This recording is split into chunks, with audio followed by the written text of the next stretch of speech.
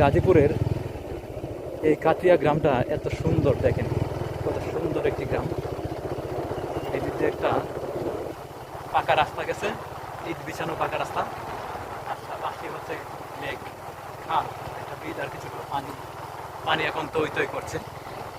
এত সুন্দর দেখেন, নিরিবিলি গ্রাম, তারপর ছায়াযুক্ত, রোদ পড়ে না। অথচ এখন কিন্তু প্রচন্ড রোদ, কিন্তু এখানে তেমন কোনো রোদ নাই।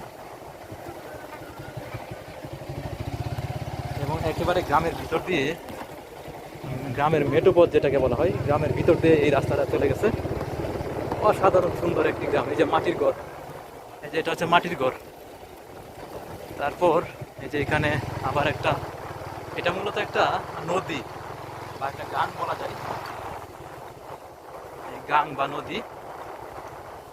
এটা কি গান আমি জানি না, বা কোন নদীর শাখা বা উপশাখা আমি জানি না, তবে অনেক সুন্দর। নদীর পার দিয়ে আমরা নদীর পার দিয়ে আমরা বাইক চালিয়ে যাচ্ছি। একটা অসাধারণ একটা দৃশ্য, এরকম দৃশ্য কোথাও পাবেন না। মাত্র গোসল করে আসলাম, আপনারা গোসল করার দৃশ্যটা দেখবেন।